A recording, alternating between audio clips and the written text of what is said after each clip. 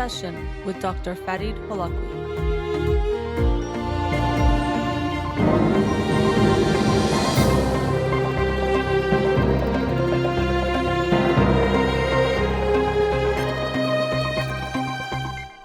Good evening. Welcome to In Session. I'm your host, Dr. Farid Holakouee, and I'll be with you for the next hour here on Radio Hamra. Joining me tonight is a very special guest who I'll introduce to you shortly. You can follow me on Twitter or Instagram or like my page on Facebook to get updates on the show or suggest topics or books for the program, and the shows are uploaded at the end of each week to my SoundCloud page and podcasts on Spotify and Apple Podcasts. Let me introduce you to my guest tonight, Kataneh Vahdani, who I'm very, very happy to have on the show. Before I bring her on, let me tell you a bit about her. So Kataneh Vahdani is a director, animation creator, storyteller, and a professor. She was born in Iran but came to the United States in pursuit of her dream to have a voice and be free. After receiving a degree in mathematics, she enrolled at California Institute of the Arts, spending 7 years studying animation and earning her master's degree. She later continued her education in Paris, France. Kataneh animated films that have been screened at many festivals, including the Sundance Film Festival and the New York International Film Festival, where she was named Best Director of Animated Shorts. Kataneh's feature film concept won the first prize at Cartoon Connections, and she was nominated as one of the top directors to present her film in Tokyo, Japan. She worked for many years in the story department at Walt Disney Animation Studios and also taught story, design, and animation at Cal Arts and College of the Canyons. Kataneh is currently directing and creating an animated feature at Netflix. She's also teaching an animation course at a school in Kenya in East Africa. And in the summer of 2020, Kataneh's first picture book series, Cat and Juju, was published and translated in different languages around the world. In 2021, Cat and Juju received 2 nominations for Kids Book Choice Awards, and both Cat and Juju were nominated for Favorite Illustration Character. So quite the bio for quite the individual. Kataneh Vahdani, thank you for joining me tonight. Hello, everyone. Thank you so much, Farid-jan. I'm so grateful to be here. Thank you. Well, I'm very, very grateful to have you, and I should thank our mutual friend, Shidan, who introduced us and allowed for this to happen. And I got to hear some of your life story and also about your work, and that's what I'm hoping we can share with the listeners today. So I did share your bio there, and there's a lot you're doing and a lot of great things you're doing now. But maybe we can start back in the beginning, back in the motherland, how it all began. Yes. So as I mentioned in the bio, you were born and raised in Iran. Maybe tell us a bit about that and your pursuit of wanting to be an artist, but growing up Of course. First, I want to say, Shidanjun, if you're listening, thank you so much for connecting me to Farid-jan, and I'm grateful again to be here. I was born in Tehran, Iran, and my major actually was mathematics, but when someone asked me, so how did you transition to art? So as many of your listeners, they may know or may not, Iranian culture, we are the culture of poetry, of art. And so I grew up with that culture. And one of the first books that I was around 3-4 years old, again, I couldn't really talk, but they gave me the book Goodbye Picasso, and it was in English, but then I was looking at all the pictures. And so again, my parents both, they are architects, and my mother was very much into designing, and back in the day, you would draw things on the paper. So I grew up watching my family draw, and again with the culture. But when you go to school in Iran, they, unfortunately, I would say, even though our culture is filled with poetry and art, but they very much celebrate other careers. They always say, become a doctor or become, an architect or a lawyer, and just draw on the side. There's also a stereotype that I hope we be able to break this, and they always say those who study art, they are not really smart or brilliant, which is unfortunately discourages a lot of creative artists to pursue that, especially women. But luckily, I grew up with an open-minded family, and I went to Tisushan for in junior high and then in high school. And for Tisushan, again, my main focus was mathematics. And what is Tisushan is actually, for those listeners who don't know, it's a school that here they call it like magnet, I believe, right? But it's very hard for people to get in. But the reason I say this is because let's break the stereotypes that you can still be great at mathematics or other things, but if we choose to choose art as a career, I hope if any parents here listening that they have young children who want to pursue art, maybe we can encourage them. So anyhow, I remember that I want to share just one story there is a big exam was coming up. We call it concours, which is the exam before university. And in Iran, they take that exam really seriously. It really tells you about your future, whatever score you get. And I remember we were at my grandma's house, and my grandma asked me, Kat, what is your dream? What do you want to do in the future? And I just, for that moment, I was like, I'm just going to be transparent. So all I knew was Walt Disney. I didn't know anyone else. So I was like, or I didn't know Disney Studios or anything. So all I say is, I just want to do what Walt Disney did. And then I swear a couple of weeks after that, the fax machine started working and all these papers came in. And even though in the past, again, I heard many times that going to America, forget about that, only happens in America. But when these papers came in, we translated them. They were in English. We translated them, and we found that our green cards got approved. So sometimes I say you got to say your dreams out loud to the universe. You never know. Sometimes the impossible become possible. So wow. Yeah, it's, you mentioned so many. Of course, it's your life. That itself is very important, but important points about cultural issues that, play a part. And I always think it's almost funny that in the Persian culture, we celebrate most our artists from the past. But if someone wants to be an artist now, we're so against it and prevent them. And sadly, as you said, if we're giving that message, we're going to keep a lot of our great minds and great artists out of doing art. And that takes away so much from culture and society that we would miss out on.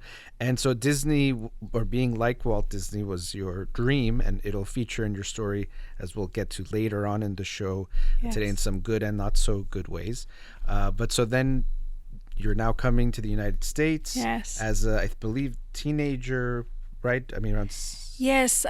First, I have to say I'm so grateful to my warrior mother, because just getting the green cards, like we had to go to Turkey for the interview, and then just, the sacrifices she made for us to really come to America. And again, we came with few suitcases, and the whole transition, I always like to say, even though a lot of times in animation you would think like, oh, everything is a happily ever after thing, but I like to be truthful here and honest that even though I said my dream out loud and somehow the universe listened, and our green card was approved, which my mother applied for that like 10 years before that. So when we came to America, it wasn't all, we say, happy, like butterflies and rainbows. And we came to America, and I am grateful that in LA, one of my mom's friends,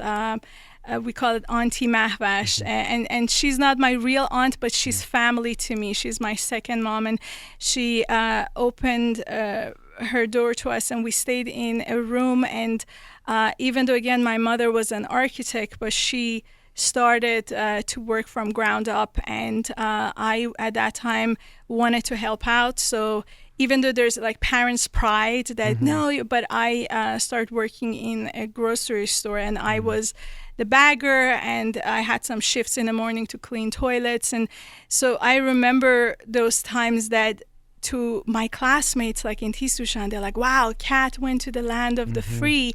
But truly here, there is this transition time. You're in a different world.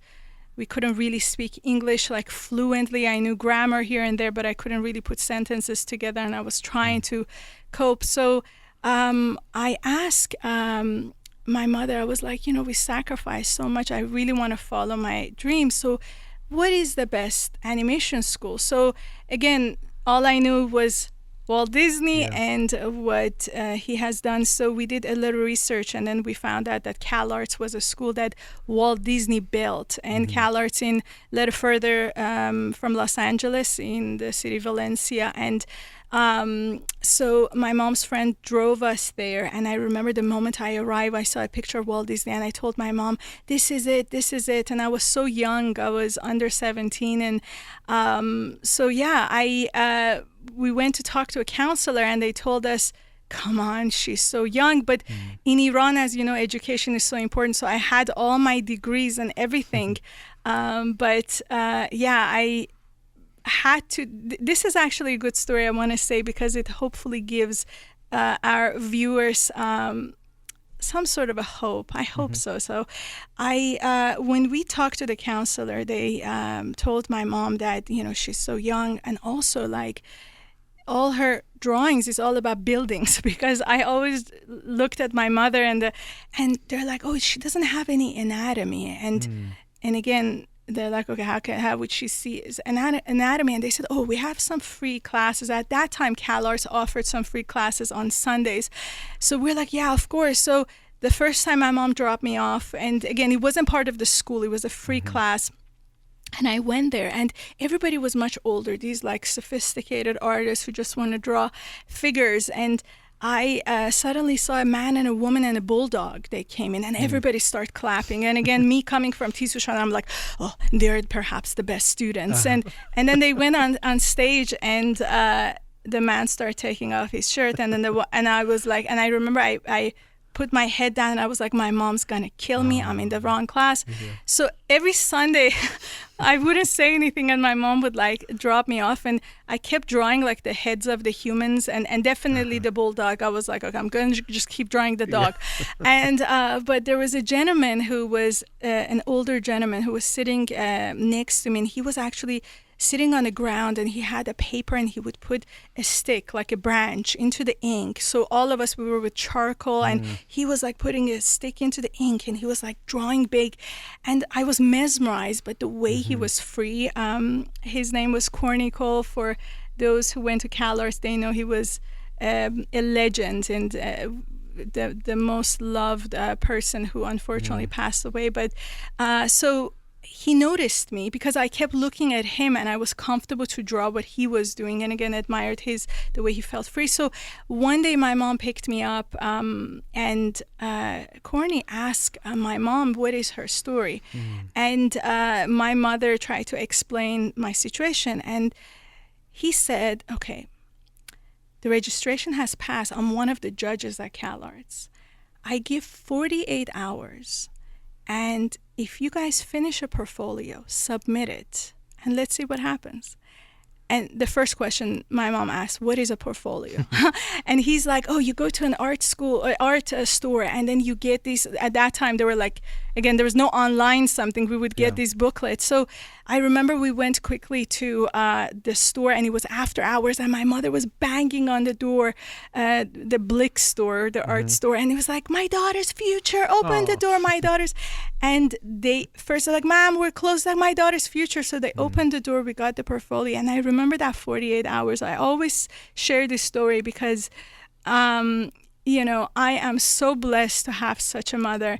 She stayed up with me, and I remember there was one moment that I fell asleep on the drawings, and she woke me up and she said, it breaks my heart to wake you up, but this will change your life. So 48 hours, I stayed up, I kept on drawing, and I put everything in a portfolio, and I submitted it, and a month passed, and I didn't hear anything. And I remember I had a shift 6 a.m, and at that time I had to clean the toilet. And here in America, when you have to clean the toilets, you have to sign your name behind the doors in some of the grocery stores. So I signed my name, and my mother always taught me, whatever you do, do your best. So I signed my name, I came outside, I was pushing the shopping carts back, and I remember at that moment I was like, I am such a loser. Everybody thinks I have arrived, and I'm, you know, my dreams came true, but I'm cleaning toilets and I'm pushing carts. And that day at that low point when I felt again, this is it, I'm officially the loser. I went home and there was a letter from CalArts and it says, congratulations. So I went to CalArts. At first, I would go to my classes with a tape recorder.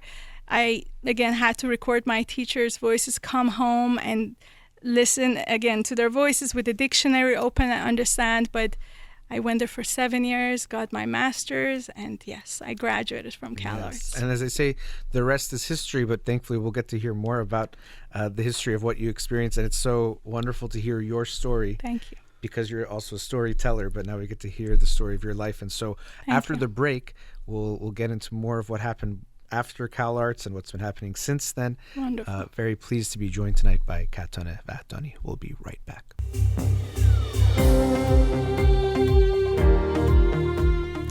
Welcome back. Again, joining me tonight, Kataneh Vahdani. And Kataneh, we were just talking, or you were sharing about your story from Iran coming to the United States with dreams of being an artist and the challenges of just even getting your education at CalArts and what you went through. And so maybe you could tell us about, there, I know we know you're at some point ended up at Walt Disney Animation. So how did you get from being a CalArts student to then getting to Walt Disney, which when you were, young and your grandmother asked you was in a way a dream of yours to some extent, or to be like him. So tell us that story of how did you get from A to B in that point? Yeah, so I actually, after graduating CalArts, a lot of people in the animation industry, they actually they don't care about the degrees and all that. But again, being Iranian, we really care about the degrees and the education. So that's why I stayed at CalArts for 7 years. And I have to say, one thing I hope one day we achieve is free education. I know that elsewhere we have free education, but I hope one day in all countries we have free education. So 7 years at CalArts was tough. And again, because it's a school that it's well known, people come in and then they go to the industry. But after I getting my master's, I still wasn't ready, even though that by that time I knew Walt Disney wasn't alive. Before that, I thought he was still alive, but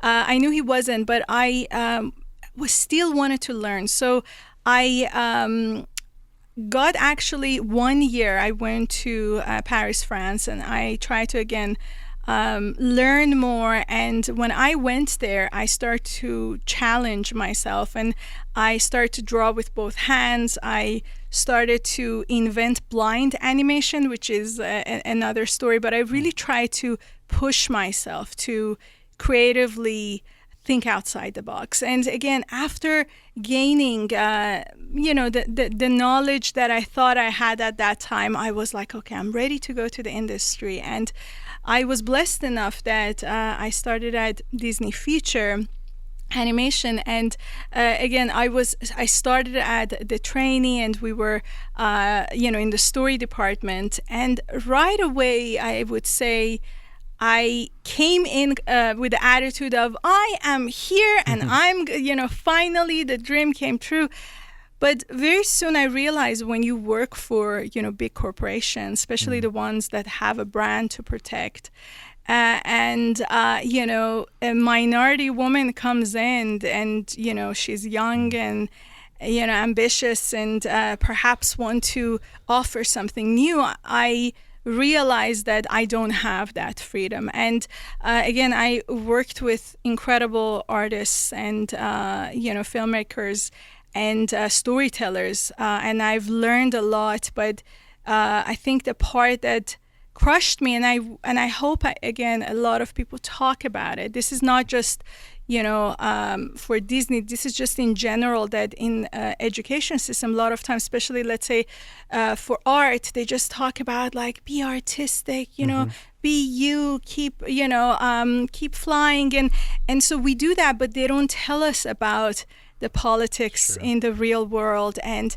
all these things. So I came in with a girl who hello, and then suddenly they're sit down please, and I think I needed some time to again adjust with that. But the part that was heartbreaking was at that time, and this is many years ago, again, it was a different time. I would say now we see a lot of stories about diversity and authenticity. At that time, things were very different. So not only for women, again, minority women, they want to share their stories. And I remember always at Disney, I would be like, you have salt and pepper.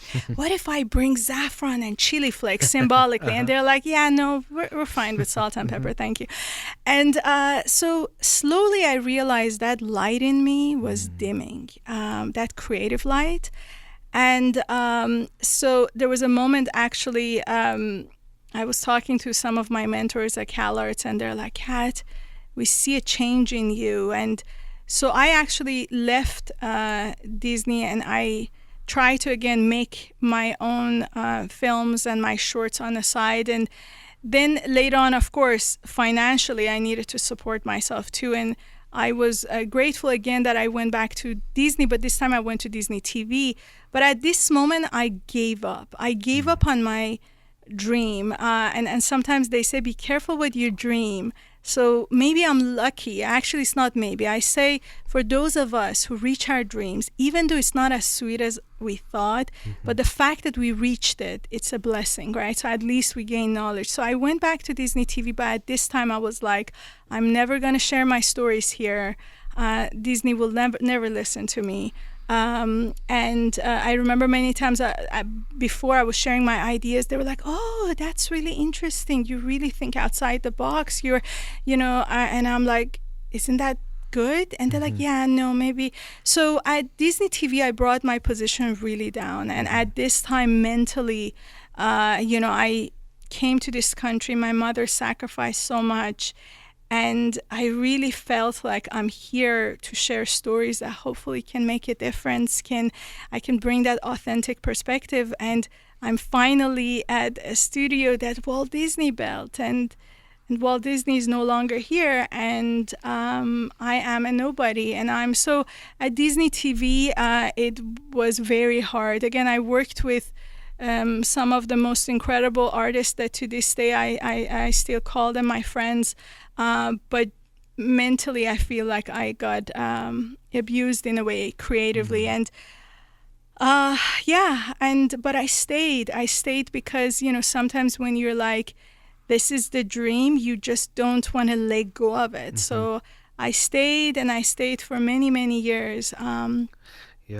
It seems like you thought it was going to be your dream, and it maybe seemed like, when is it going to feel like the dream? But it didn't feel like the dream because you couldn't. Exactly. Your whole point was to be an artist to express Correct. Your voice, and you couldn't and do that. Didn't. So, yeah. And I'm going to share something now that maybe could be triggering for some, but hopefully for those, maybe it would be something.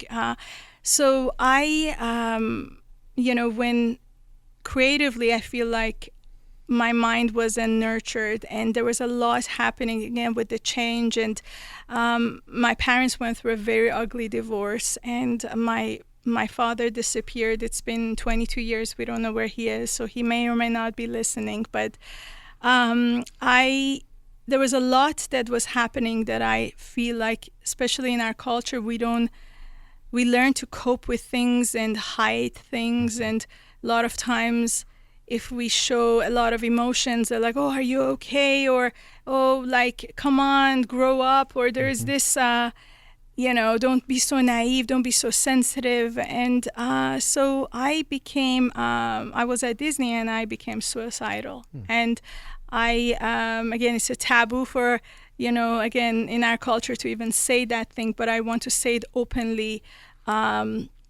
And sometimes also there's these things, oh, maybe this person is looking for attention, which is very sad. Again, I feel like sometimes when you're knowledgeable, no matter what, like if you have a degree, in mathematics or this and that, like suicide can be anybody's issue. So for those of you who are listening, I actually want to directly say this to you. If you are right now going through a dark time, and, I always say, a lot of times they tell us, come on, get up, like, look at your life, but it's not that simple. So right this moment, I sit in the dark with you, and all I can say is, I promise it's going to get better. And if there are anyone out there who knows someone who is going through something, the best thing you can do is to sit in the dark with them, because the worst thing is when you feel suicidal, you feel alone, you feel invisible. And lastly, I say, these days the world is so divided. We feel a lot of pain, everything's changing. So just reach out to people. Sometimes we're like, I feel like that person is going through something. It's just, sometimes it's a phone call away that, hey, I think about you. So anyhow, I don't want this to be the sad moment, but I think this raw point is important. So but one day something happened that changed my life. So, I don't mind, I first want to just appreciate and acknowledge that you shared your story, and that, like you said, it was a sad time, a dark time, of course, but dark times are part of our human experience, and we all go through them, not necessarily to the same degree, not in the same ways, but if we can feel more comfortable showing that darkness. Sadly, we have this idea that you should always show the bright and the smiling and the happy, and so if you are down, for many people, they think that must be hidden, no one wants to see that, I should feel even ashamed or bad about being sad. And I loved what you said about that darkness, because a lot of times we can't make someone's life bright, but we can sit with them in the darkness. That's it. And oftentimes depression and feeling suicidal can be this, as you said, a very lonely space. And just the fact that you're not going through it alone can make it more bearable. That's it. And if we can offer that to each other, and also ask, it can be so hard to ask for help. And my experience from you, of what you've shared, is that you're someone who maybe takes care of themselves or always wants to take care of yourself and others, and I have some of that myself, so maybe I'm projecting, or maybe I'm just seeing that, but it's often so hard for us to ask for help because we think we should be able to handle it all on our own. And it's almost like you don't want to disappoint the ones you love, like my mother, for example, went through so much, so just but I want to again tell you the pivot moment, the point that again, my mother was aware and she really wanted to help me, but again, this was something that I was going through this journey, and there was one day, it was Mother's Day, and my mother's like, please, for me, Kat, let's go outside. So we were driving to Santa Barbara, a city close to Los Angeles, and we stopped by to buy strawberries, and suddenly I heard a chirping, and I looked down, and there was a baby bird who had no feathers, and the person who was selling strawberries is like, oh yeah, that bird fell from the nest. Normally the weak ones, or the ones who are excited to fly, they fall, nobody notices them. The mother bird tries to save them, but she can't. And at that moment, I look at that little birdie, and I was like, I'm that little bird. My mother tries to save me, but we both are dying. And so I picked up that little birdie, and in our language, Farsi, we call little birdies juju. So I called it my juju, and I put it close to my heart. They say, all babies, no matter, whatever form, human, animal, when they listen to the heartbeat, they feel calmer. So I kept it close to my heart, and I raised Juju, and it became actually a wild meat-eater bird who would sit on my shoulder, and we would go to work together, and at some point I got into trouble because Juju was pooping everywhere, but still it was so cool that I was raising a wild bird. So I saved this bird, and it became my best friend. We were opposites, but then the day came that Juju grew, could fly, and it was one night at the gas station that Juju flew away. And we stayed till morning, and in morning it actually tried to come to my shoulder, but it got close to me to sit on my shoulder, but then he flew away and became a dot in the clouds. And at that time, I had a choice to either go back to the dark place or just take a step. And I just said, you know what? I'm going to be strong. I'm going to take one more step, even without Juju.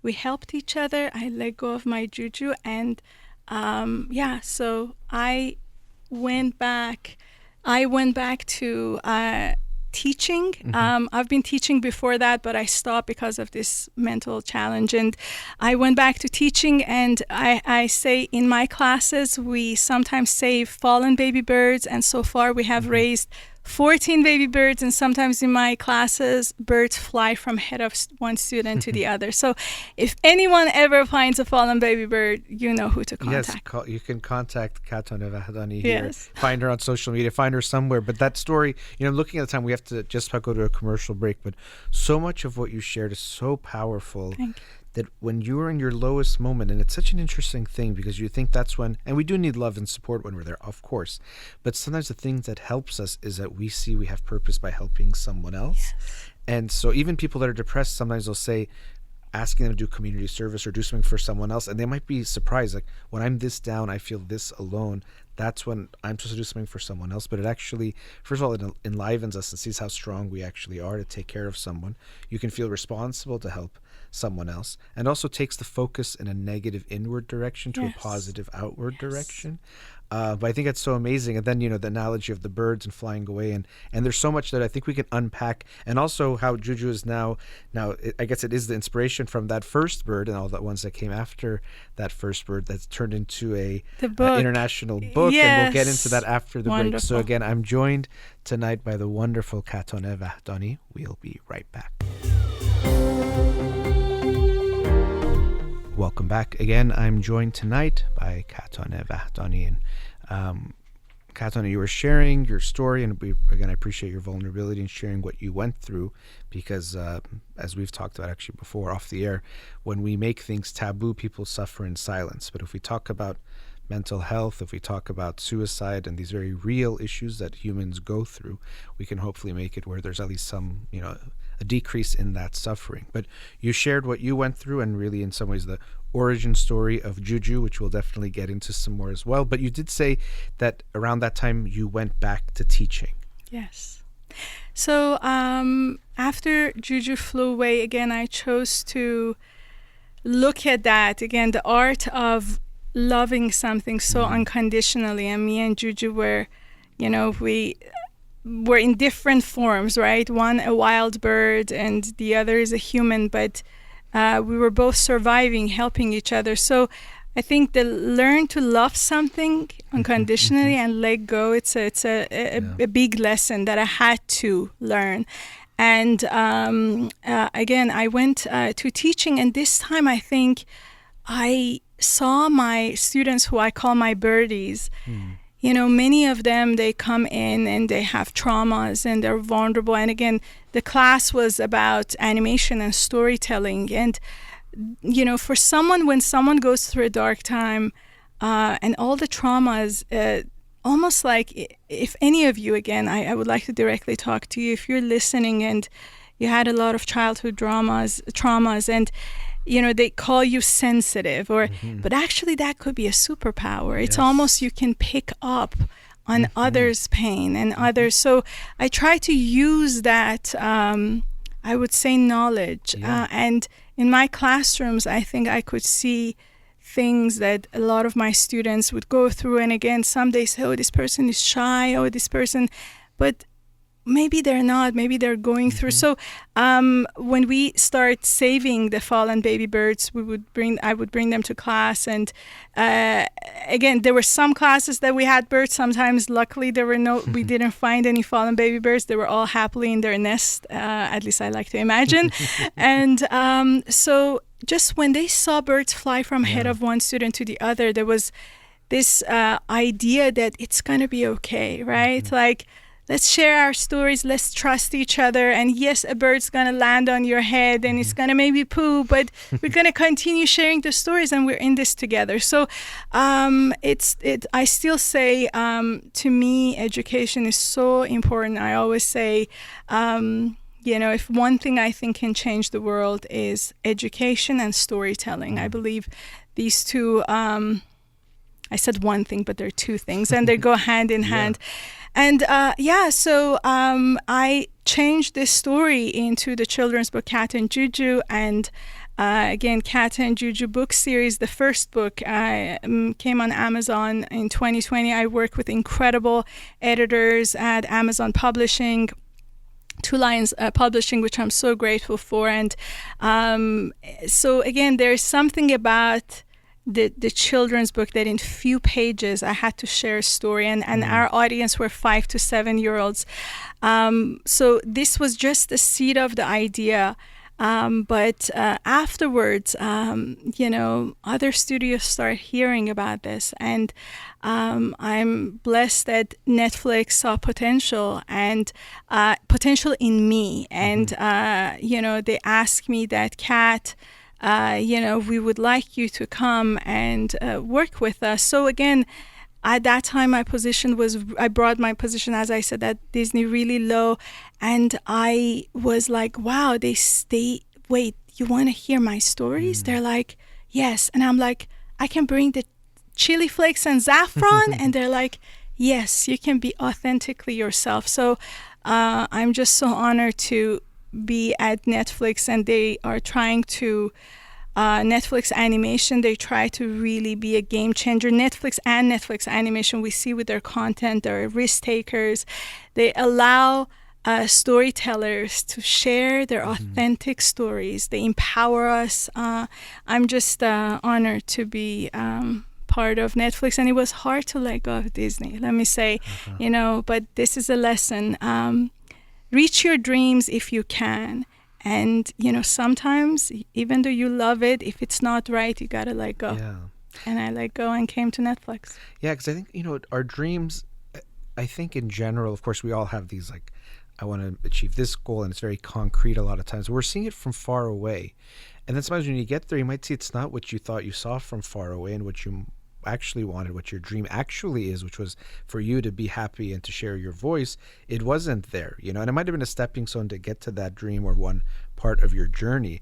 But I think we can get so attached to our dreams because of what we thought way back when, that even if we're not enjoying something, yes, because we're clinging to that idea of the dream, yes, even if our experience isn't good, we still cling to the idea 100%. And might even suffer or be unhappy, but think, no, this was your dream, so you have to like this, rather than recognizing really what your dream was more of it was driven by values or ideas or yes, certain principles, and it wasn't happening at Disney. And it's good, but you're right, it could be so hard to let go of what we think is our dream, even if it's hurting us, kind of like a rope that's like hurting your hand, it's like pulling on you, but yes, you feel like you can't let go. And I think that's wonderful that you were able to do that, and now really it seems like your dream is coming true even more, that your voice is being heard. And absolutely. And I would say, I like to think of it sometimes, things happen for a reason. So right now I'm going to take advantage of this moment and say, maybe the reason I'm here tonight on this incredible radio show to speak with you is maybe for one person who's listening. So if you are that one person, and you're doing something that in your heart you're like, I know this is not for me, I know I'm not fulfilled and I'm not happy, and maybe this is that push, maybe I am your juju at this moment, and to just tell you that it's okay to let go, and we know in our heart what would be right. So, and again, if you're a storyteller who want to come to the animation industry, I always say we gotta empower each other, we gotta open doors. So I am in touch with our Netflix recruitment team, and I actually share a lot of Swana artists or artists from the Swana region, again, Southwest Asia and North Africa, with our recruitment team. So I would like to tell you that please reach out to me, and we would love to share the name of the artists all around the world. Awesome. Yes. I feel like I have to give a special shout out my cousin Roya Shahidi. She's in animation. I guess you've connected with her. Then also her mom, my Azita Joan. Azita. Yes. She actually also, another reason why I'd bring her up, I know you and her connected, but also she also paints and draws birds, and does an incredible job with that. So there's a connection with the drawing birds, which I think is pretty cool. But I think what's so awesome about what you shared, I think it's so interesting, because I work with clients sometimes, and what I sometimes find is, because change is always scary for us as just beings, but as human beings, it's always scary to change. And sometimes I've recognized that when you ask people what's their dream of what they want to do, especially if they're already in a career or doing something, they're almost afraid to think it or speak it, because they know, if I recognize and actually acknowledge my dream, that means I have to go through a lot of changes. Like it's one of those ignorance is bliss, even though it's not. Whereas I'd rather not know my dream, because then I can just stay comfortable and do this thing I'm doing. Because if I actually acknowledge my dream, I might have to change so much and really go for it, and I'll know that I'm not going for it, and that will hurt. It's funny you say this, because that's the first question I ask anyone who joins my team at Netflix or at school. The first question I ask them is, what is your dream?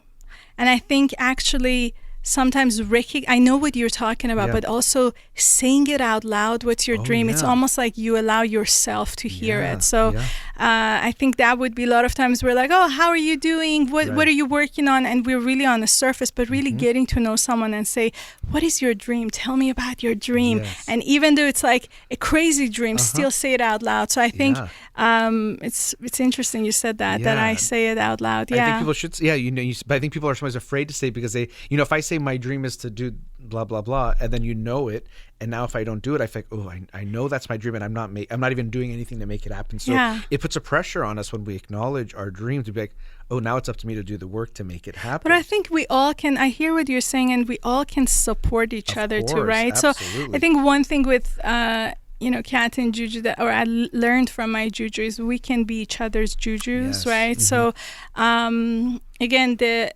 the way we can connect, especially these days, the world, as I said, the world feels so divided, and what happened also in 2020, and so we and we're still going through it. It's we can be each other's Jujus and reach out to one another, to share that empathy, support each other's dreams. If someone's going through the dark times, sit in the dark with them. But again, just call people, just reach out to people, say, I just want to see how you're doing. I think that's Well, I think it's, there's so many beautiful aspects to the Kat and Juju story. Thank you. But what I think is, it's kind of that cliche line where people they have a dog and like, I don't know if, I rescued the dog or the dog rescued me. It's a cheesy cliche thing, but in reality, the truth of when we help someone, and that's, what I think is so beautiful is for asking for help is you're also giving them the opportunity to be the helper, which everyone deserves to be on both sides of that exchange. But, sometimes like when you help someone, you really do, you say like, and I'm sure as a teacher you've experienced as I've experienced, you're like, I feel like my students teach me more than 100%. I've learned from them. Absolutely. And so it's just like that relationship, these things are so dynamic, but sometimes we feel like we have to be on one side, only get helped or only be the helper or this. But I think everyone needs and deserves to be on all sides of that. We all need that to really achieve our dreams. So I think you're absolutely right. We need to ask for help. We need to also reach out to people and see if they need help, because we all at some points and in some aspects of our life are going to be on both sides of that or need both sides of that. And I just say also those who are maybe seem to be so strong or seem to be so happy, like even those, there are people who hide, right? I say my mother, I love her. She is, if she's listening, I like to say her name, Ashraf Hemmati. I love you. I'm proud of you. And she always tried to be the strong mother for us, but I know she feels so much. And so anyhow, I just hope one day I'll make her proud. And I love also my little brother. Me, my little brother, and my mother, we are the triangle here who we're holding each other. So that's very sweet that you shared that. I think a lot of people can relate to that. Many cultures, but definitely in our Persian culture, this sense like you have to be strong, you should never need, especially I think moms, but it could be dads in different ways, or men, women, dads, but I should never need anything. I have to take everything on my own, never show that you are not okay. And I think, that's why on the show I try to talk about issues that recognize the human experience as something that we all have ups and downs. There's no, if you do this, you'll never be sad again or unhappy again. And I don't think you even should want that life, but there's no way of, doing that. And it's a struggle and it's a journey and it's a process, but what can make that process more bearable and also make it that we can actually even go further. It's that, African proverb, if you want to go fast, go alone. If you want to go far, go together. Yes. Because if we support one another and reach out and help one another, that's when the real dreams come true. And so I think that's why I think the Kat and Juju story captures that in a way. And it was obviously your own experience of how, was it you that saved the bird or the bird that saved you in some ways? And you helped the bird spread its wings, but the bird also helped you find your wings again or find your voice, which I think is incredible. And now all my students, my birdies, and So again, we all have wings. We can help each other, and we can reach out to one another and be each other's jujus. Yes, and I could keep speaking with you for hours, but Me we do have too. to wrap up to end the Thank show. you. And I really appreciate you for sharing your story, but also we all get to see you spread your wings in the art that you've created and continue to create. I think everyone hopefully will look out for your animated feature on Netflix, which will be coming out sometime soon. Yes. Maybe we'll have to have you back on when that's coming out. Thank you. you. You can also get the book Cat and Juju, even in a few languages, including Spanish. I think you said, was it Korean? In Turkish, Korean, yes. Yeah, you can get that on, where can people get that? Amazon and where else? On Amazon. It's on Amazon. It's available, so yes. check that book out, but a big thank you. Thank you. For joining me, Kataneh Vahdani. It's really been a pleasure. Thank you all. Thank you to you and to everyone who's listening. Thank you for your time. It's been a pleasure. Thank you to everyone listening. Thank you to Amir here in the studio. You've been listening to In Session with Dr. Farid Holakouee. Have a wonderful night.